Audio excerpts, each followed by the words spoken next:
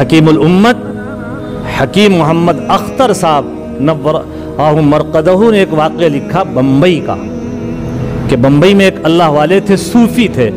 ایک مرتبہ بیوی اور ماں دونوں میں تو میں ہو گئی، تو انہوں نے بجائے تحقیق کرنے کے بیوی کا پارٹ ادا کیا اور ماں کو کچھ برا بھلا کہا۔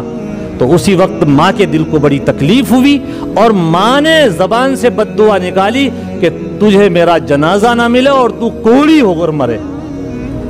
تو حضرت مولانا حکیم محمد اختر صاحب فرماتے ہیں میری ایک دن ملاقات ہوئی تو وہ صاحب مجھے دیکھ کر رونے لگے۔ میں نے پوچھا کیا بات ہے؟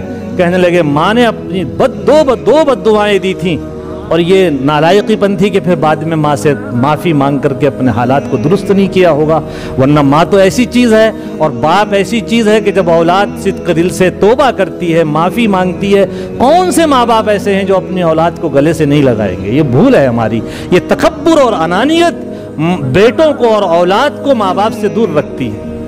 تو کہا کیا ہوا کہ ماں نے ایک بد دعا کی تھی کہ تجھے میرا جنازہ نہ ملے، تو مجھے اپنی ماں کا جنازہ بھی نہیں ملا، پتہ نہیں میں کہاں گیا ہوا تھا، مجھ سے پہلے ہی دفنا دیا گیا، اور اب تم دیکھ رہے ہو کہ میرے ہاتھوں میں کوڑ ہو گیا ہے۔ یہ ماں کی دوسری بد دعا تھی کہ ماں نے کہا تھا تو کوڑی ہو کر مرے۔ اس لیے عموماً ہوتا یہ ہے کہ بغیر تحقیق کے بیٹا ماں کے اوپر چڑھنے لگتا ہے بیوی کی بات سن کر۔ یہاں بہت زیادہ ضرورت ہے اس بات کی کہ ماں باپ کی دعائیں لو، ماں باپ کی بد دعائیں مت لو۔ ان کا اگر دل دکھا دیا آپ نے تو جب تک موت نہیں آئے گی، جب تک کہ آپ دنیا میں اللہ کا عذاب نہیں دیکھ لیں گے اپنی آنکھوں سے۔ بہت زیادہ بچنے کی ضرورت ہے، بہت زیادہ ڈرنے کی ضرورت ہے، ماں باپ کے بارے میں بہت زیادہ محتاط ہونے کی ضرورت ہے۔ قرآن ماں باپ کے بارے میں یوں کہتا ہے اللہ کے بعد کسی کا کوئی حق ہے تو وہ تمہارے ماں باپ کا ہے۔ اس لیے باقاعدہ قرآن نے ایک پوری آیت بیان کی، وَلَا تَنْهَرْهُمَا، ان کو جھڑکنا مت، اف مت کرنا، کبھی غصے سے بات مت کرنا، اور وَلَا تَقُلْ لَهُمَا اف، کبھی ان کو اف مت کہنا، وَقُلْ لَهُمَا قَوْلًا كَرِيمًا، ہمیشہ نرمی سے بات کرنا، شرافت سے بات کرنا، ان کے سامنے جھک جانا، اگر وہ غلط بھی کہہ رہے ہیں اس وقت اس کو برداشت کر لینا۔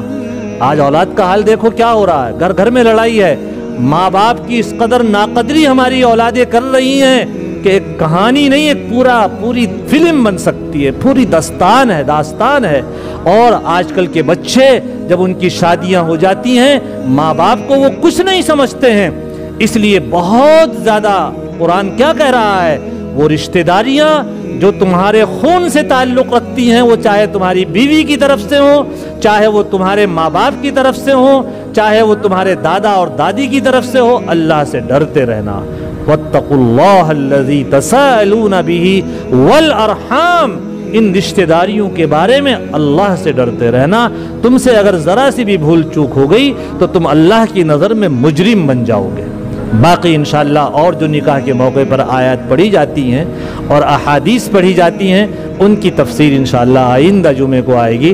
اللہ تعالی ہم سب کو نیک اعمال کی توفیق نصیب فرمائے۔